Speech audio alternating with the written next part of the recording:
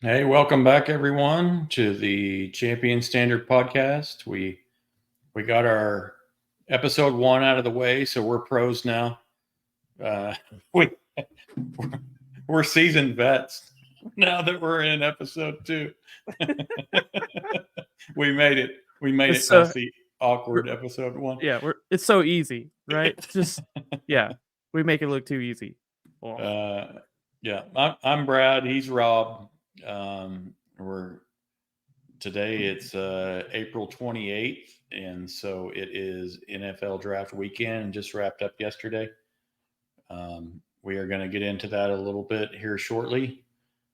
Before we do that, um, we are going to talk a little bit of OU recruiting news. You can see down at the bottom of our site here, you can follow us on Spotify, YouTube, and Twitter at C Standard OK, or go to our website, championstandard.com, one word. And I guess we'll get rolling here. Yeah, I got a little bit of recruiting news since our last podcast. I think we spoke last weekend. We've had a couple of commits. Let's start with Branson Hickman, the center out of SMU. I know that was a position of need after Troy Everett got hurt. And so we were very active looking for a center there to provide a little bit of depth behind Bates. And we found our guy down by Dallas, which seems to be a hotbed for us here the last couple of years. So Branson Hickman, I think he's got a year left. He'll come in and provide some depth or possibly be a starter. I know you and I talked about that, and we're kind of on different sides. So either way, we'll see how that pans out come August 30th. mm-hmm. Jermaine Lowell, interior defensive lineman out of Louisville. Another big need. We lost. Help me out. Was it Lacey that we lost due to medical hardship? Right. Yep. And immediately lost some depth there. And so he will come in and, provide depth or potentially, be that other starting position opposite of Terry. Who knows? But adding another interior defensive lineman, especially an experienced one that can come in and play right away, is going to be huge this year, of course. So that's a couple of portal additions. I know we're still waiting on Dominique Williams. I think he had 2 or 3 visits still left. He's been to Texas. I think he was supposed to go to Missouri and Oregon. I don't know when he had those set up. I haven't checked over the weekend to see if he visited them or not.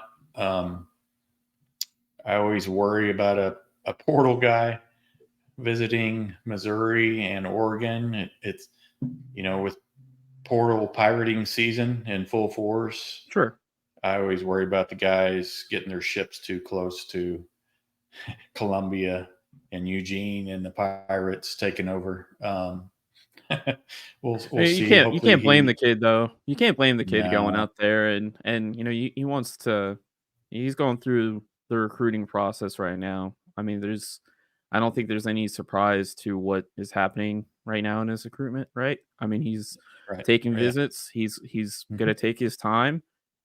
He's got great offers, I would imagine, being a Yeah. defensive tackle as young as he is, with the potential that he has, that he's going to end up having a good handful of offers, and he's not going to um, make a mistake in his decision. So I just gotta wait and see. I mean, OU getting the first visit. I Mm-hmm. mean, that's a BV special, right? He wants OU to be the first visit. So in his mind and his philosophy, that OU is going to be on your mind and all of those 5 other visits. So Mm-hmm.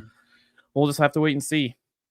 Yeah. Anytime you can get a guy in first, at least that guarantees you a visit, right? Mm-hmm.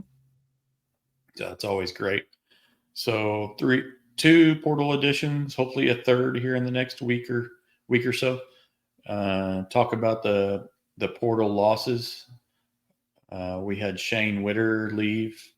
I want to say that was the beginning of the portal period. I think first couple of days there. Yeah. he left a very crowded linebacker room. We were expecting a guy or two to leave that room, and so that didn't come as a big surprise. Hopefully he can find him a starting position somewhere else. Justin Harrington, 6-year senior, left the team, came back. And, Brent gave him a chance to come back, and I want to say he started last year before he got banged up some, and just never really was able to get back in there. So hopefully he can find a place. I know cheated position, just like we talked about with linebackers, very crowded. Having McCullough and Dolby and other guys there. So hopefully he can find a place to land. And then I want to say on Wednesday, I think it was Wednesday or Thursday, Josiah Wagner, cornerback, entered the portal as well. So I guess he'll be looking for a new home. Another crowded position. Seems like everything but in interior line on the defensive side feels like a crowded position. Yeah, right. So I don't blame any of these guys for leaving. Are you surprised at all by any of these? No. I guess I thought of the three that I just mentioned, I thought Harrington would stick it out just because he's had such a weird road. I didn't think he'd want to make another move. But I understand, his next step is try to get to the league. And if he's potentially third string here, may not get seen. So, that one makes sense when you look at it from that perspective. What about you? Any of these guys surprise you? No. Yeah. I mean, it's just you're out recruiting yourself cycle after cycle. You're going to have guys that transfer out to get playing time. But I am surprised that we haven't heard more names. It's funny you say that. The portal window, I think it's open from the 15th to the 30th, so a couple of weeks. And I think that April 30th date, which is actually Tuesday? Yeah.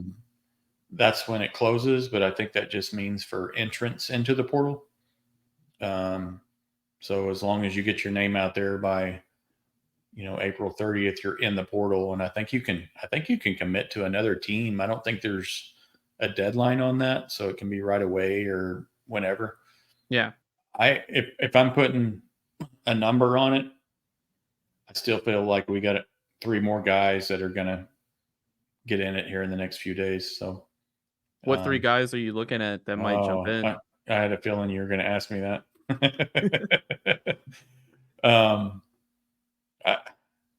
I don't know. I don't know if I want to say a name. I see a guy like a JJ Hester. That receiver room is so crowded. Yeah, that's true. I see 1 or 2 guys potentially leaving this receiver room. Yeah. That one comes to mind. That's the only one off the top of my head. I know I said 3 guys. I just didn't have 3 guys fresh on my mind, but yeah, there's definitely some positions of depth that I can see some guys maybe, looking outside. Yeah, it is interesting that we haven't had a receiver go in yet. It is kind of strange. Maybe they're just trying to lock up a spot before they drop their name in instead of just tossing it out there. There's some linebackers and some safeties that are kind of in that 3 deep, like a Jaden Rowe, Lewis Carter, Samuel Omasigo, gonna have a bright future. Just may not get a ton of reps this year. So I don't know if those are guys that are kind of maybe shopping around a little bit, but hopefully we keep most of those guys, because after next year we're gonna need them right there. Yeah. Well, good news. Yeah. I think so far we've actually done pretty good this spring portal. I mean, what we've brought in and what we could potentially bring in definitely outweighs what we've lost so far. So that's good.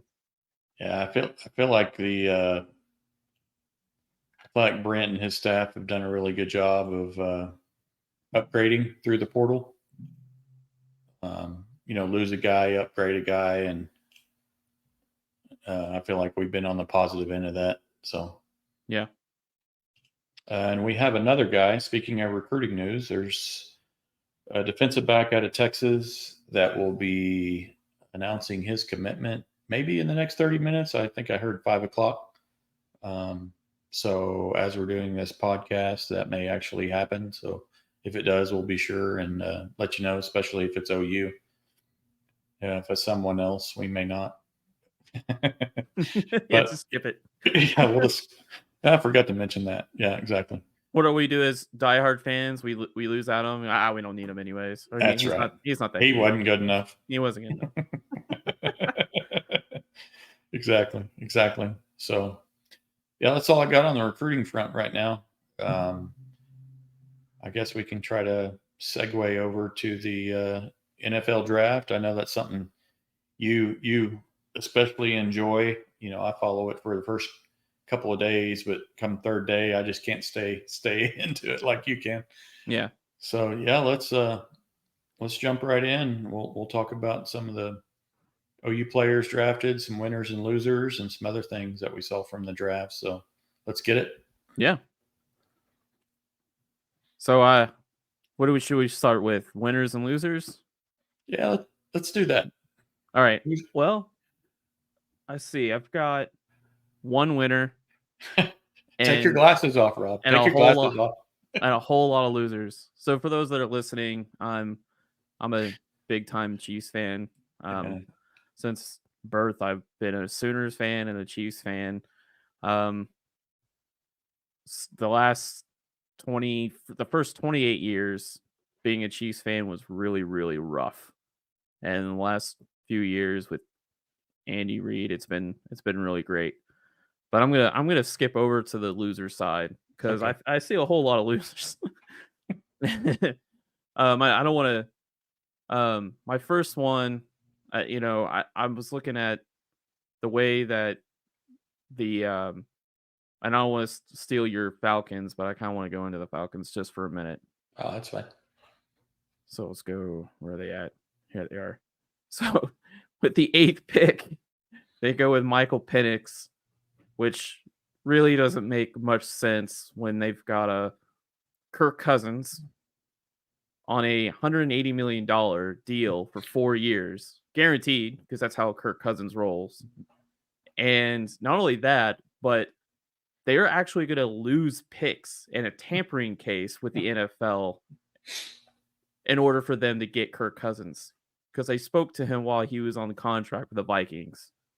So they then went into the draft and picked Michael Penix. And I don't mind the pick of Michael Penix. I think him as a player, I mean, he's got a rocket for an arm. He's got a big arm. The player comp on him is Joe Flacco. But it just doesn't make sense for what they already have on roster. But it doesn't just stop there. I mean, they ended up drafting a running back in the 6th round, Jace McKellen. Again, I like Jace McKellen, but they already have Tyler Algier, and they got their, all-world phenom running back in Brian, right? What's his name? Forgot. Oh, yeah. I was just trying to think of it. The Texas guy. That's all. Oh, yeah. Dijon. Yeah. Dijon Mustard guy, right? Yeah. I don't remember Texas players. I don't care about them. So I know. That's even though when they go, I block him out. But I mean, they got. He's a great back. So I don't know why they drafted another running back, and they also drafted 2 defensive tackles, Rourke Aurora and Brandon Dorless, and they have Grady Jarrett, who is a all-pro defensive tackle. It just doesn't. I mean, I don't know. It just doesn't make sense. It's like they decided, well, we're just going to draft backups for the next couple of years. Yeah, and you'll have to remind me. Do they have a defensive-minded head coach? Oh man, or is he an offensive guy? No, it is. It's Raheem Morris. Morris. He's from that Fangio tree. He's a good one. He's a good one, but I don't think this is him calling shots here. I highly doubt he called his shots here, because it doesn't make sense. Because you look at the 8th pick. I mean, there were some big time players on the 8th pick. I mean, if they wanted to draft 2 defensive tackles in the mid rounds, you have Brian Murphy of Texas sitting there at 8. I mean, you also had Roma Dunze there. Plenty You had of Brock receivers. Bowers, Brian Murphy, Dallas Turner was sitting there, Jared Verse. I mean, there was a lot of defensive players that a defensive headed coach would love to have. I don't think that was his pick in the slightest. Anyway, they're one of my losers. No, and you and I were having a watch party at Buffalo Wild Wings the other night. When that pick was announced, I heard a ton of gasps. I just heard a gasp and then a bunch of WTFs. They're like, what? What just happened here? Yeah. So I'm in favor of Penix as well, but not at pick 8 when you just got a Cousins. I don't understand all that. So that pick reminds me of Vikings and Christian Ponder. I don't know why, because it's around the same area and they're just that kind of average quarterback. And I think they just got excited and just made the call. We're going to take a quarterback. And yeah, well, we'll see how it pans out. Yeah. So who's your well, you mentioned the Falcons, which you stole my pick. So sorry about that. No, that's fine. Who's your other loser? You have another loser? I do. Because I don't like them, and that's pretty much the only reason why. Cincinnati Bengals. I'm not sure what exactly their strategy is for stopping the Chiefs. I guess they decide, their first pick, they decide to go Amarius Mims, another just big, long tackle with length, heavy feet. Reminds you of who their left tackle is, Orlando Brown. I do like their Chris Jenkins pick in round 2, defensive tackle in Michigan. But after that, it's a whole lot of nothing. I just didn't feel like looking at their draft, you saw the Chiefs get faster, and I'm looking at their draft, and it looked like from top bottom, besides Chris Jenkins, they got slower. So, I mean, Eric Hall, Josh Newton, Taylor McCutcheon, Cedric Johnson. I mean, these guys were not plus athletes in the slightest. I don't know what they're doing. And I put them in the loser category. I'm a Chiefs fan. Bengals suck. End of the day.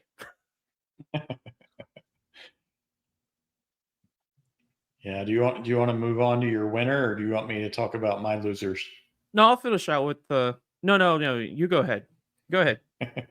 Because once I start talking about the Chiefs, it could be a while. Yeah. You took one of my losers in the Falcons, so we both agree on that. So they must really be losers. My other loser is a team that, of course, my favorite team, which you can see over here right in my cabinet, the Dallas Cowboys. I felt like they really didn't meet their needs. I know they took Guyton first, and that was a good pick. They needed some help on as far as tackles are concerned, and then they went edge, guard, linebacker, cornerback, wide receiver, tackle, defensive tackle. No running back. Pretty sure they, lost Pollard.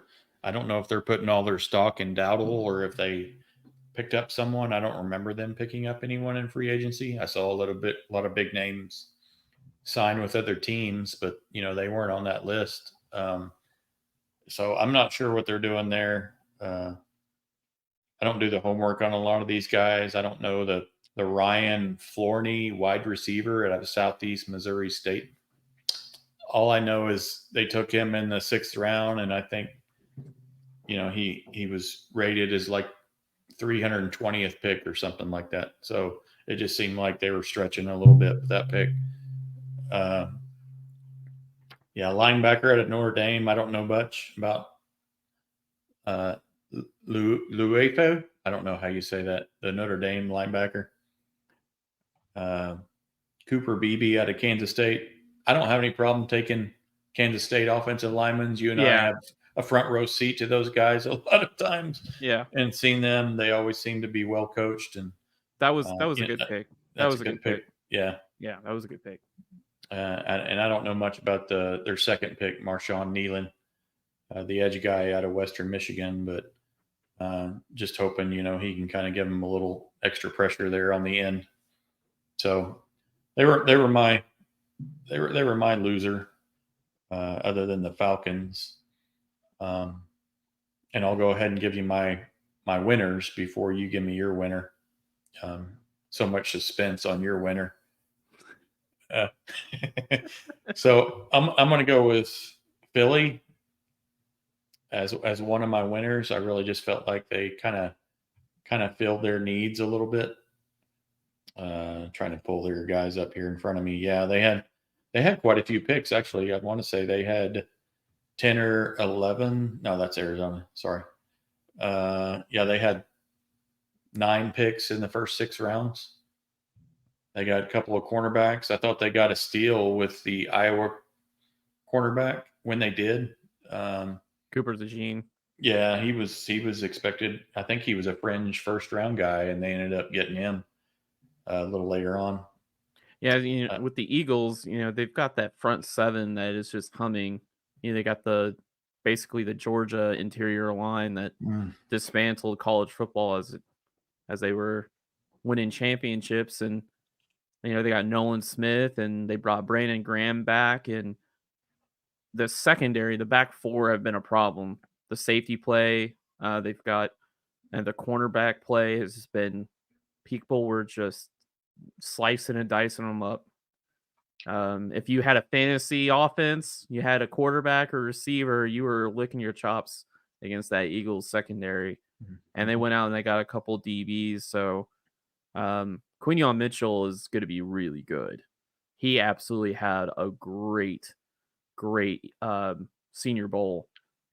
Was it Senior Bowl or East West Shrine? I forgot which one he went to, but he only allowed like 1 catch all the practices and the game. He only allowed like 1 or 2 catches throughout the entire thing, and that's what skyrocketed him up the boards as the number one defensive back. So yeah, and they have a couple of good cornerbacks, but I know they're kind of getting long in the tooth.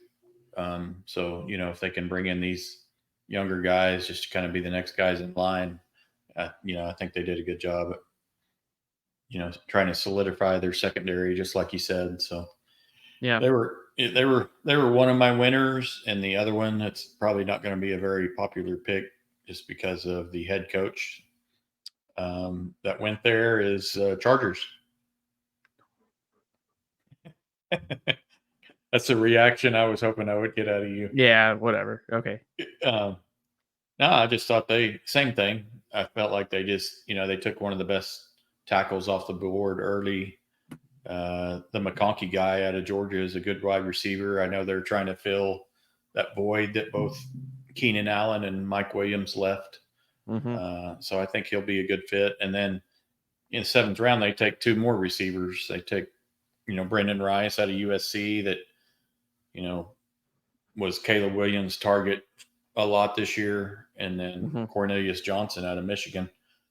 I found it a little odd. He took 2 Michigan guys. That's the only thing I could probably judge him on, is kind of taking his own players out of college. But yeah, I know the linebacker they took with their 3rd pick out of Michigan, Junior Colson. I know is a good linebacker. Don't need a scouting report, do you?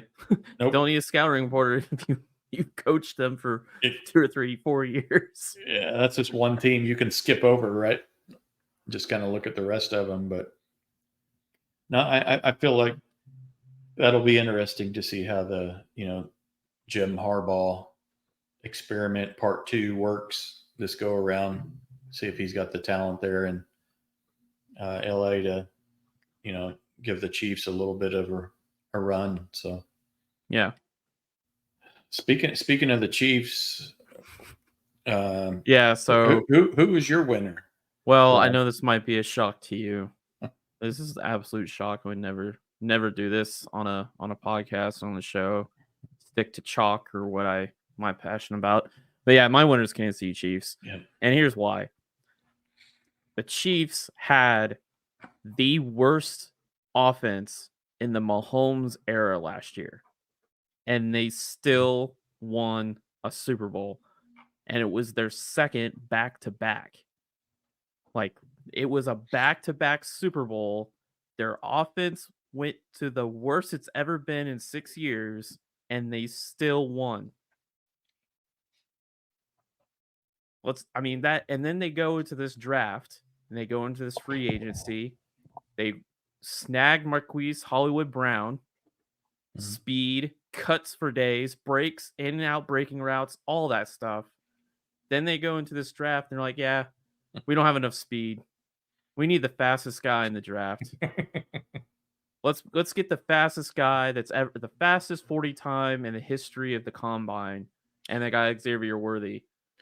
A gift by the Bills. I wish that was as a Falcons drafting at 8, that was my far the second surprise is the Bills trading with the Chiefs once more. The last time they did that was with Mahomes. So they gave us Mahomes, and then 7 years later, they gift us Xavier Worthy. Kingsley Sutamataia, I had in my mock draft at 32. He does not have Tyler Guyton's foot speed or his mobility, but he's a little bit bigger, he's a little bit longer. He's going to come in and compete with Wanya Morris, another former Sooner, for that left tackle spot. I love what they did there. TCU tight end Jared Wiley is a 6'5", 240-pound tight end that ran a 4.6. That's the same 40 as Drake Stoops. They're the same size, right? Isn't that what you said?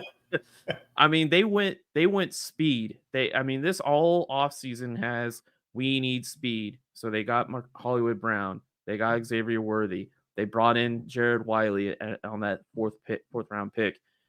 I mean, and then even going down to the Washington State DB, Jaden Hicks, a lot of people had Jaden Hicks as a top 5 safety in the draft.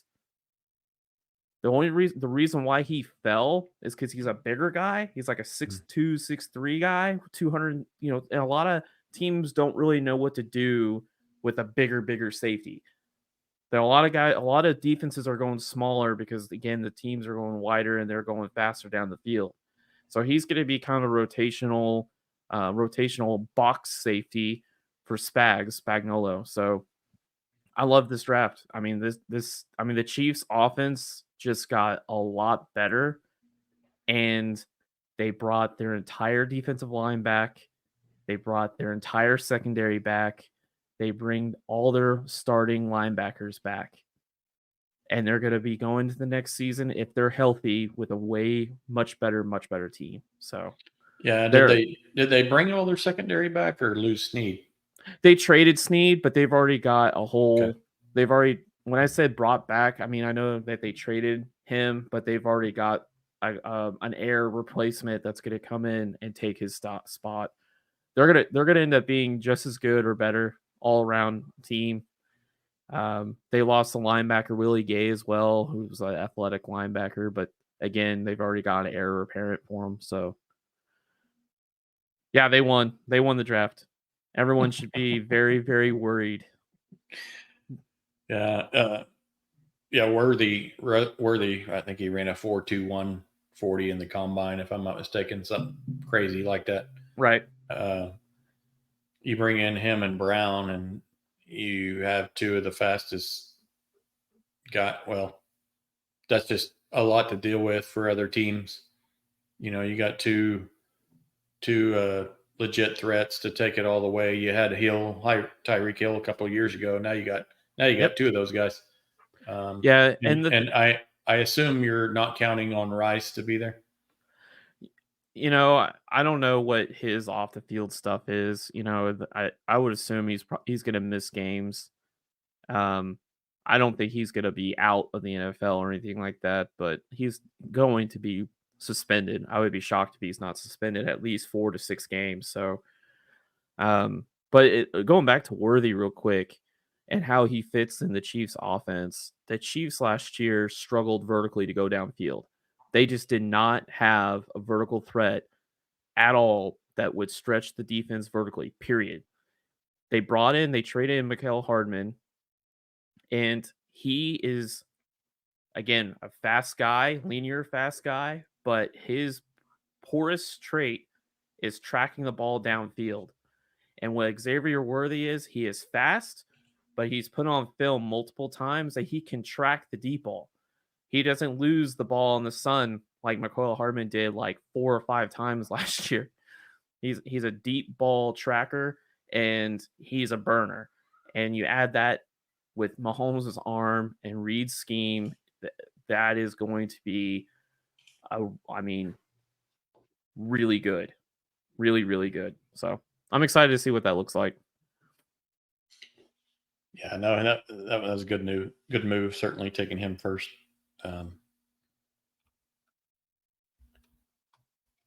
So the Chiefs are your only winner? Yeah, I don't see any other winners. We're not talking just Super Bowls. We're talking draft winners, right? Yes, I know. I want to move on to the Sooners, man. Let's get into the Sooners in the NFL. Okay. Sooners draft.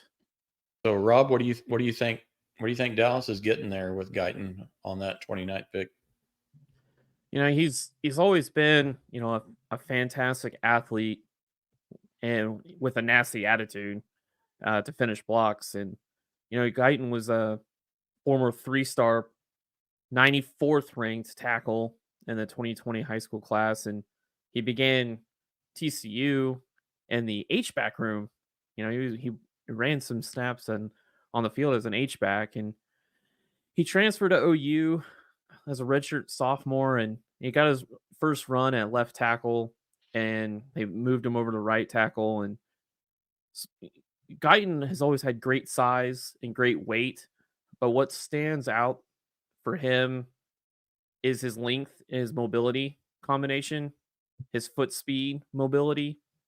Going into the last year, he showed various levels of competency against using his the 3 different pass sets that they're out there. So there's a jump set for play action, a 45-degree set for 3 and 5 quarterback drops, and a vertical set, which is the most commonly set that you see it all the time. Showing that level of competency to utilize those 3 different sets. Coach Beanbo, when he trains his guys, he gives them a toolbox, and Tyler Guyton being able to use those 3 different sets, evolving his game and getting better and putting that on film, that was a big, big deal. And being able to get in games and having those tools, those 3 pass sets, he's able to apply those to whatever the weakest defender, whatever the defender is weakest against. So he applies it, he does it, and he does a great job, and he put that on film. The other thing is he was really good at finishing run plays. His length, he's able to displace blockers with ease. I mean, when it comes to any of the duo stuff or any of the zone stuff and the outside runs, he's able with his length to be able to get underneath guys and easily move them. He has a little smoothness into the run game, and then he finishes it with a nasty attitude. Those are all big pluses, right? Some of the weaknesses Tyler Guyton has that he's going to have to refine his game a bit. There's quite a few times he loses his hands in pass protection, and he ends up bear hugging his opponents. In the NFL, when you're going up against 10-year defensive end, 10-year vets, like they're gonna make you pay for that. He didn't get called for a lot of penalties, but again, in the NFL, they're gonna flag you for it. He'll run into trouble the next level against twitchier pass rushers that would like to work inside. So he's very, subtle to struggles with guys that will give him the outside and cut inside. He lost that battle way too many times. And a lot of that is just pure inexperience at tackle. Like, those are things, those are reps he's going to have to learn in the NFL as he gets experience. He's going to have to learn how to deal with that. And a part of the reason why he loses that inside moves quite a few times is that he doesn't have symmetry in his body. His hands and feet, his hips, his knees, they're not all moving in one piece. And so when you don't or not have that symmetry across your body, you get off balance and guys can rip inside. But he's a fantastic athlete and he's got a nasty attitude that the NFL adores. And one of my player comps for him is Trevor Penning of the Saints. He was, again, Trevor Penning came from, I think, Northern Illinois, drafted low in the first round. I think he was the 19th pick. He's a left tackle for the New Orleans Saints. He, again, is a freak athlete. He's a 6'7", 325-pound guy who can move, and he's got long arms, and he's got that nasty attitude finish to his play. So I felt like that was probably a pretty good comp for him as Trevor Penning. Yeah, did Guyton play basketball at one point? Or Maybe I remember the dunk. I remember when he first came to I OU. guess maybe that's what it is. Room. I'm thinking of. Yeah. Well, that's athletic enough for me from an offensive tackle. If you can dunk the basketball, that's good enough. Yeah. Yeah, great eval there on Guyton. Yeah, I felt like he, the one thing that I worried about him just a little bit is toward the end of the season, and this is just an opinion and a few things I read. I felt like he was kind of taking plays off, or maybe just checking out a little bit, kind of getting his mind ready for the NFL. And that bugs me a little bit when I see guys do that a little bit. I don't know if he was really hurt or if he got hurt and then all of a sudden he's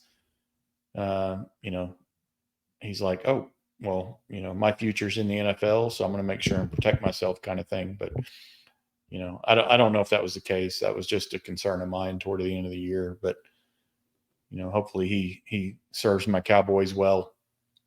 And, here's another thing I wanted to bring up. So this is relative athletic score, and this is a database that takes all of the combine results for the last several years, all the info that they've got, really, and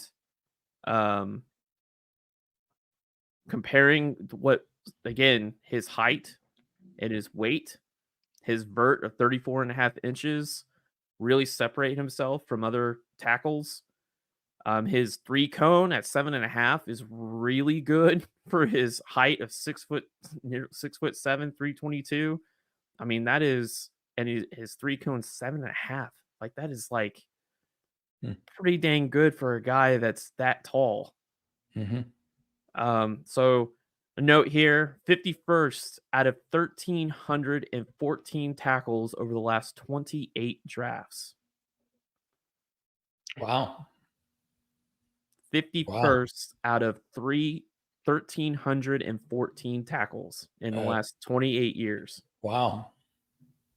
And everyone wants to talk about how underwear Olympics, combine don't matter, this doesn't matter. It does. Like, they're trying to match what you've done on film and then what your relative score is. These kind of stats here that we're looking at is no different. OU has their own benchmarks. They have their own RAS type database. They're tracking their players and make sure that they're hitting the numbers that they want. And the NFL has theirs. And this is you can find this relative athletic score. You can Google it. You can go to raz.com, I believe. The Twitter guy is MathBomb. It's at MathBomb. But it's a pretty cool little database. You can go on here and you can look and see how players stack up. I really wish that OU would post. I wish programs posted these scores in the off season, but it is Hmm. what it is. Right. No, I hope I hope he can, you know, help my Cowboys, solidify some of those tackle positions. Like you said, they're, every Sunday they're going to go up against, some elite guys, not just in their division, but just throughout the league. If you want to try to win championships, you got to be able to block those guys. Yep. So we want to move on from first OU pick. Yeah. It was a long wait after the first OU pick to the second OU pick, which Walter Rouse in the 6th round went to the Vikings. Mhm. I feel like there's a few teams in the league, whether it be the Chiefs or the Cowboys. The Vikings has always been kind of OU heavy when it comes to the draft. They've drafted some guys, Asamoah here lately, and a couple other guys. So Drew it's funny. Samia. Yep. Yeah, yeah, it's just funny how Denver's another one, that comes to mind. So it's just Mhm. funny sometimes how these NFL teams kind of, I don't know if they fall in love with a certain program, but it just feels that way sometimes on draft day. So Yeah. You have Ravens with Andrews and Hollywood mhm, Brown. Yeah. exactly. Orlando Brown. Yeah, there's another one. So Walter Rouse, I know he came in from Stanford for his last year, um, played a lot of tackle. I think he was a 5th year, wasn't he? A 5th year senior, if I'm not mistaken. Yeah. Yeah, I think everybody was. I guess if you include COVID. Um, so yeah. So how do you feel about the Vikings pick there at, in the 6th round? His pros are definitely experience, right? He's super smart. And again, classic beat him bows. He's got a big frame. Rouse was a Stanford freshman All American and played for the Cardinal for 4 years before transferring to Oklahoma. And he ended up being an honorable all Big 12 tackle for us. And um, Rouse will compete for an opportunity for the Vikings to be a swing tackle. They've got two really good tackles in Christian Darrisaw, and I forgot the other guy. Name escapes me, but I mean, Rouse has had 52 college starts under his belt, 3,200 snaps, giving up 46 hurries, 15 hits, and 14 sacks. Again, he's got a ton of experience, and he's a super smart guy. If you ever listen to him, he's definitely got a head between his shoulders. But the Vikings made this pick because their offensive tackles have been banged up the last 2 years. They've missed time, both of them actually at the same time. So they needed a quality swing tackle that can come in and start for 2 or 3 games and keep that line moving. They were shuffling guards to tackle at one point, and they were picking up some veterans that were sitting on their couch that were not expecting to play. So they had to make this pick. They had to bring in a swing tackle, and he like again, pros are experienced, smart, big frame. Some of the cons, I mean, he's got stiff hips. His feet get stuck in the mud, and his 1-2 punch rarely displaces bigger edges. But the guy is gonna, they're not looking at him to come in and be their starting left tackle or starting right tackle. They're asking him to come in and be exactly what he is, an experienced, smart, big guy that can come in, and if they have to, start a guy at left tackle or right to get them healthy for another week. Um, and I think he's going to do just fine there. So Who's he protecting again? I forgot. They traded Cousins. Who's their starter? it's JJ McCarthy, right? Okay. I was like, I couldn't remember who their guy was, and that's Yeah. because they had to draft a guy to. Yeah, that's right. Yeah. I nailed that was one of my picks in the draft that went right. I Yeah, mean, I what you didn't get? get You got 29 out of 32 right, if I remember right. no, I Was got that right? I got I think 6 or I think 7. you got no. I think you got eight out of the first 32, 25%. That's pretty solid, man. Nice. I didn't even Yeah, know that. Because yeah. So yeah, Walter Royce, he'll do good at Minnesota. That's a great they've got a good program for tackles, so and guard, I mean for O line, so I wish him yeah. luck. I like the coach up there. I think he seems like a really solid coach, and does the most with his talent that he has on the roster. So Yeah. hopefully JJ can just get Justin Jefferson the ball, and everything else will take care of itself. Yeah. So the only other Sooner that was drafted yesterday was Jonah Laulu. Went 7th round to Indianapolis, 234th pick. I know I think he came on late on a few people's draft boards and made up a lot of steam there toward draft day, and ended up getting picked up, which is great for him. I know OU kind of moved him around a little bit, but he's got a lot of good, just moves well for his size. So, what do you think about Jonah going to the Colts? I was actually not too surprised. He had a hell of a pro day, and again, when you talk about you know these measurements, these underwear Olympics type stuff doesn't matter and all that stuff. It actually does. I mean, he was our pass rush specialist. He came in. He had okay production wise. I mean, it was okay, but again, we're talking about 7th round, right? This is the 7th round, and he's 6'5", 292. His bench at 24 was okay, but look at his vertical of 36 inches and his broad jump of 9'10". 9 feet and 10 inches. For a guy at 6'5", nearly 300 pounds, that is huge explosion for a vert of 36 inches and a broad jump of 9'10". Like, that's massive. And then his 40-yard dash of 4.96, that's again really, really good. His 3-cone was all right at 7.4. This is the reason why he got drafted. It was not exactly what he did on the field, because on the field wise production was pretty middling. But when he went and had his pro day and he did these numbers again, we're in the 7th round. You are not getting a guy with this athletic profile in the 7th round usually. And I think he ended up, I had a note here somewhere. Okay, here it is.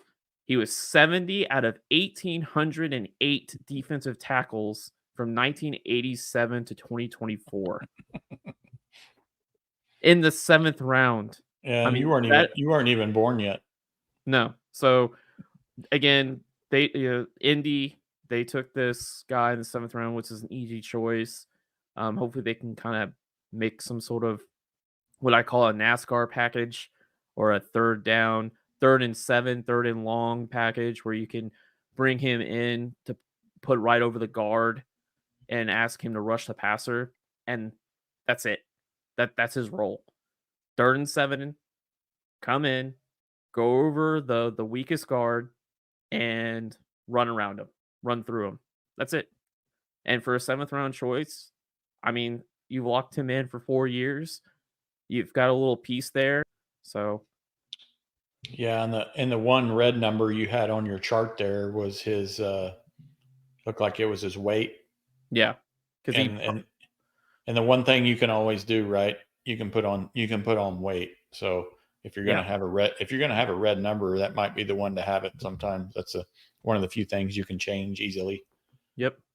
So yeah, so three OU guys drafted yesterday. And by the way, I expect that to change a lot here in the next few years. I think with what Brent's doing,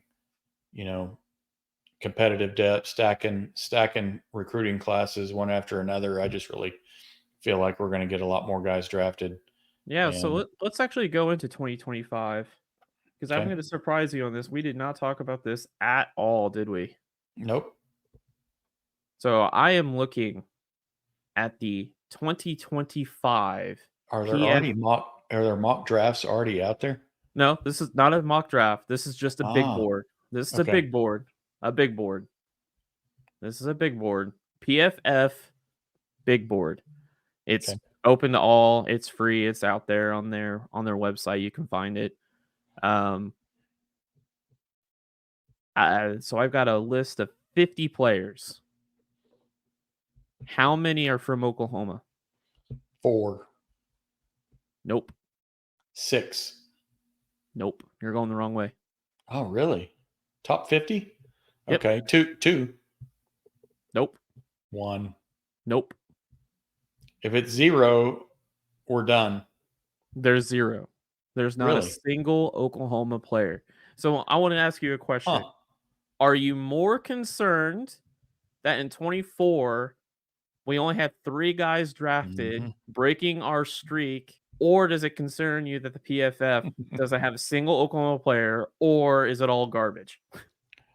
Yeah, I don't want to say it's all garbage. Yeah, no, I feel like we have a lot of underclassmen, other than like Bowman, Stutzman, Washington. Who's the other one that came back? Woody Washington? I said Washington, Stutzman, Bowman. I think there was one other that maybe it's just those 3. Oh, DeJoun Terry. Thank you. They came back, but if they would have went into this year's draft, I don't know if they were first or second day guys anyway. And so those are the same guys potentially that are going to be coming out next year. So I guess your no guys in the top 50 doesn't surprise me. Is this your list here? Yeah, got the list up. So all right. Highlighted at the top, James Pierce Jr., edge out of Tennessee. That's not a surprise if you're looking at all the numbers out there. I mean, he actually tore it up really good last year, efficiency wise. I mean, the guy is he's a big play ready to happen. But let's just look. Let's look at safeties. So you got Malaki Starks, Georgia, which that's not. I mean, he was an All-American. He was an All-American, consensus All-American safety as a sophomore, and the only sophomore on that list too. Kevin Winston Jr., Xavier Nubwaka, and Xavier Watts. No Bowman. And then linebacker, again, it's hard to crack the top 50 as a linebacker, but you got Harold Perkins of LSU, who they slide to the inside. I think he's going to end up playing Will. So he's pretty good. And Barrett Carter, who I'm not sure who that is. But one thing I wanted to note was if you're looking at our opponents for next year, LSU, Alabama, Georgia, LSU. Oh no, sorry, we're not playing Georgia. LSU, Missouri. Who am I missing? Tennessee, Texas. And Tennessee's up top there. You might have overlooked too. Yeah.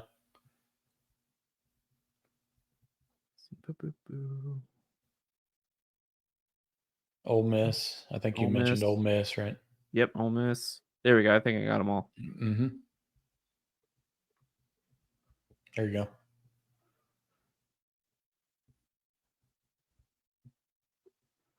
Okay, how many is that there? It looks like about a dozen. Yep, a dozen. I'll make sure I got them all. Good Lord. So you and I will get into the whole strength of schedule next year for OU. So that just kind of you've got reinforces what we've talked about. You got a couple edges. You got 3 tackles. You got 2 quarterbacks, Quinn Ewers and Jalen Milrow. And it's kind of weird. Jackson Dart isn't on here. I would think he's probably up. I would put him ahead of Milrow, honestly. Yeah. And then Burden, Trey Harris, and Isaiah Bond. I mean, there's 12. And one of the reasons why I'm pointing this out is that we've got 12 top 50 guys on our schedule. And if we were looking at the Big 12, they have 6. Okay. I mean, just the level of competition, the level of cream of the crop talent is. I mean, everyone talks about making the jump to the SEC. Well, that's why. I mean, they'll have. You can look at lists for the next summer, the next 3 months, and in total there's 17. But luckily, we don't have to play Georgia. Wow. because Georgia's got it. This Starks kid that's pretty good, like really good at safety.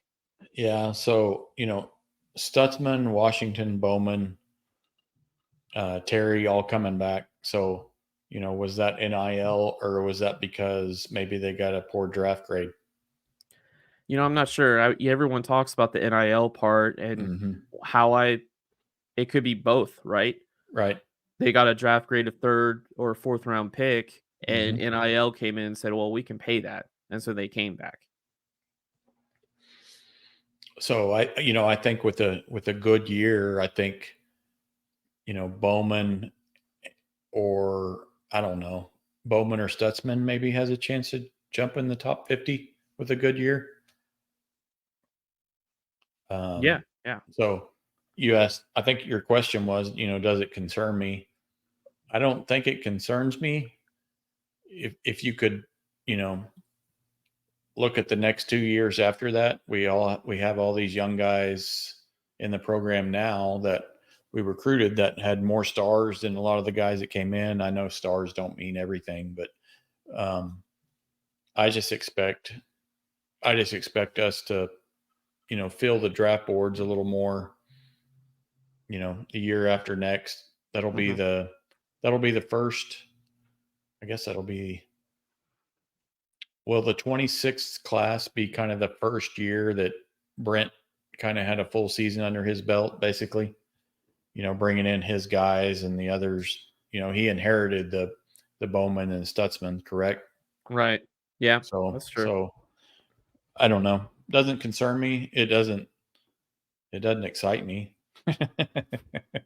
You of course want to get all the guys drafted, and Right. who knows with Biedenbow, right?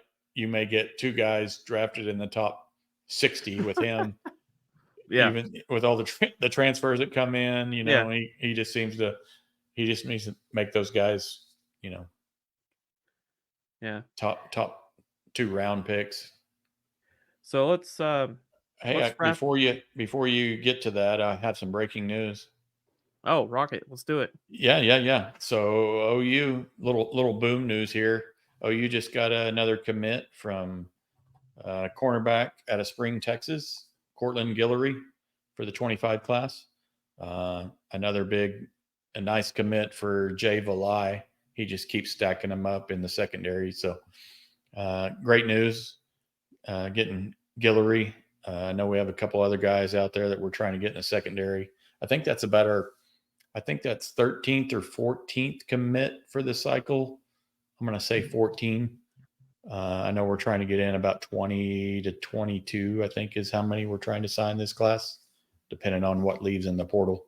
But hey, yeah, I see your little banner down there now. Yeah, so getting him in was a nice get here early on here in the cycle. So good news for the Sooners again. So we talked about the guys that were drafted. Yeah, that's I I kind of want to mention the guys that got the undrafted free agent. I'll just list them here. Drake Stoops to the Rams, Rame to the Panthers, McCade Matire to the Chiefs, your Chiefs, Isaiah Coe to the Colts, and Bothroyd to the Bills.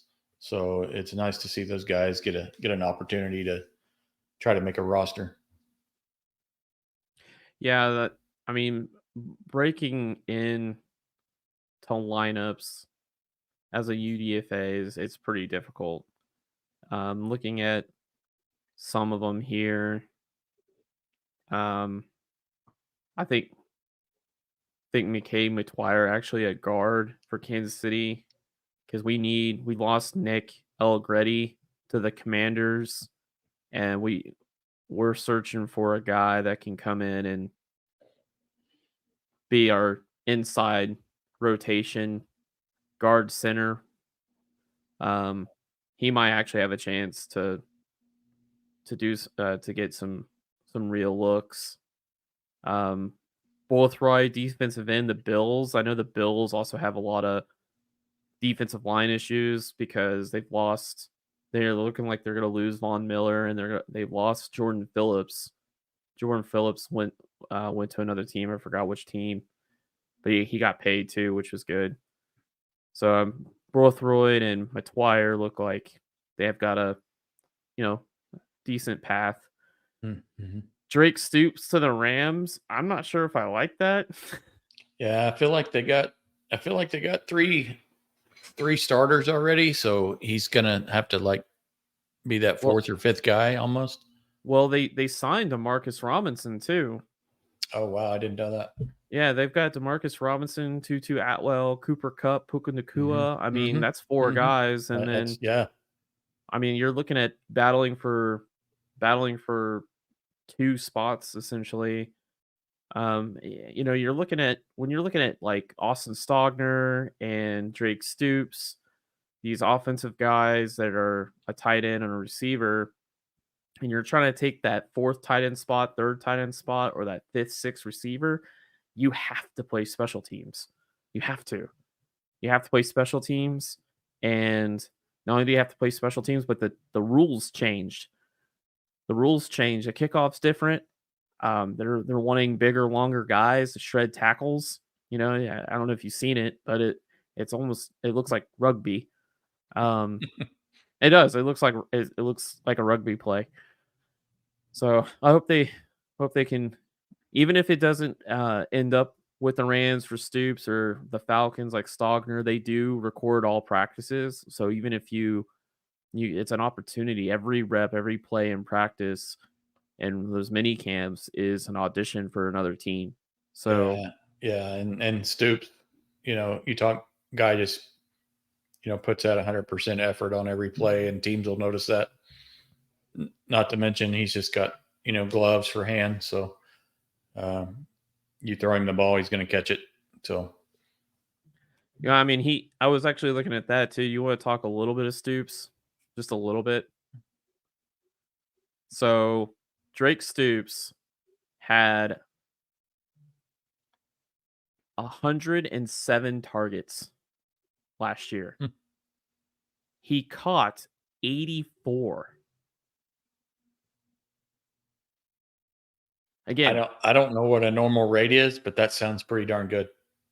So looking at all college football players, over 75 receptions, he was fifth in the country with a 79% catch rate.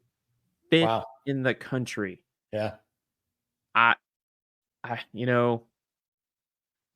what a hell of a player, man. He was great for us. I mean, I remember Dallas early October going down from that final drive. Gabriel wasn't going to look anyone else's direction. Yeah. He knew if he threw it to Stoops, he was going to catch it. Obviously until that last play of the game, but he was a go-to guy, and he's the reason we have Deion Burks on campus. Yeah, so, I mean, I would imagine they, the coaches just sent Burks some highlights of Drake Stoops and said, "Hey, this guy can do it. You're gonna do it too. Let's roll." But I just thought that was a crazy stat. I mean, 107 targets, and he caught 84 of them. 79%. Yeah, and I'm gonna blame Gabriel on 20 of those that he didn't get. He didn't throw it to the right spot.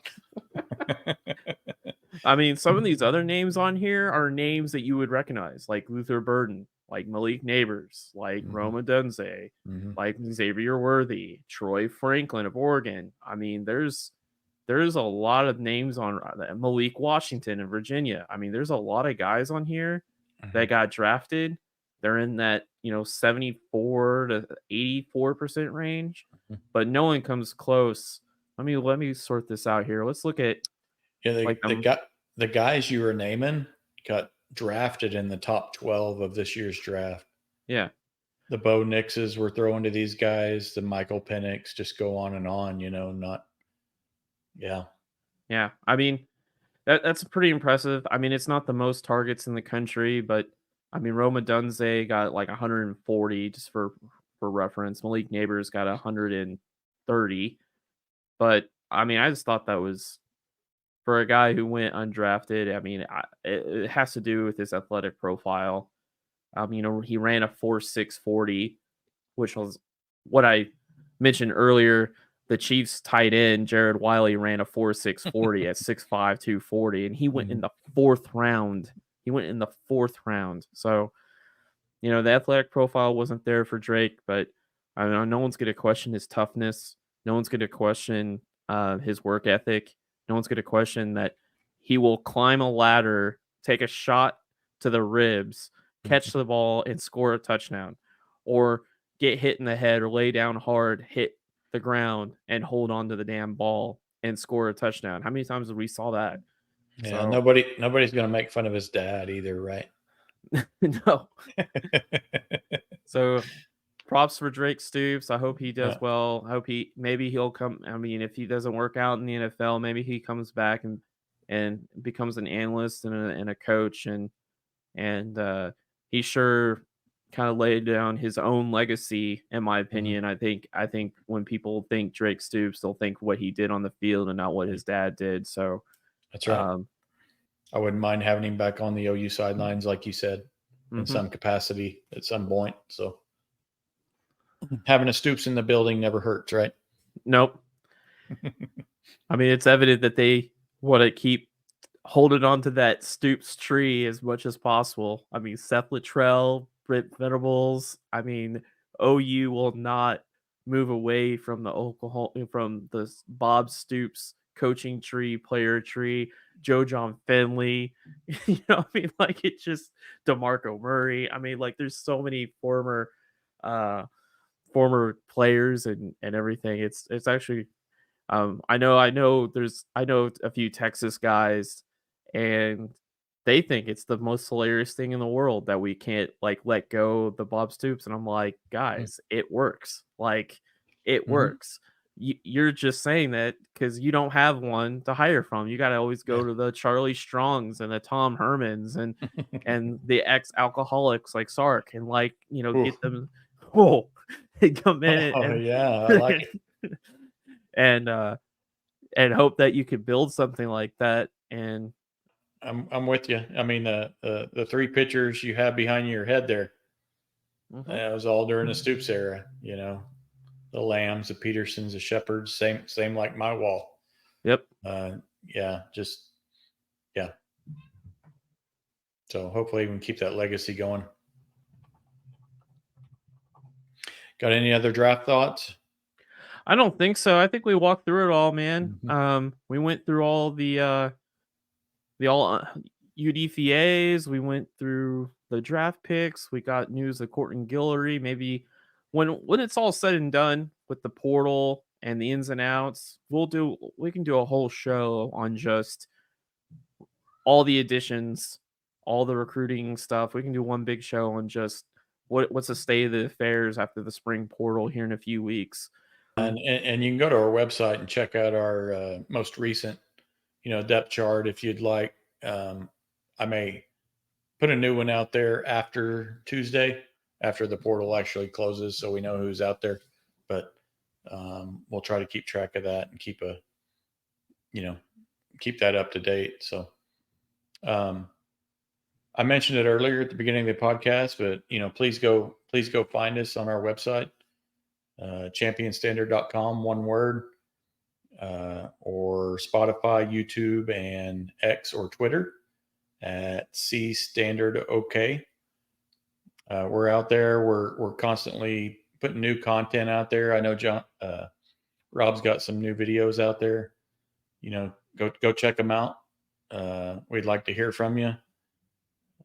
Just give us a shout whenever you want. Keep following us and keep tuning in. And Rob, you got any closing thoughts? No, it's just let's keep all of Sulphur in our prayers, and just keep in our hearts and prayers. And I know that the Red Cross is asking for donations. You can go to Red Cross Oklahoma and everything for all the tornadoes that happened on Saturday night. Oklahoma strong, right? Yeah, thanks for bringing up the tornado and the stuff down in Sulphur. This podcast is called the Champion Standard, but I know we have what's referred to as the Oklahoma Standard. Anytime something happens, everybody just comes out in full force to help each other, everybody out. And so that's been great to see again, of course. So you're right. Thoughts and prayers with Sulphur and everyone else that was affected by the tornadoes. So great podcast. Until next time, everybody, Boomer Sooner.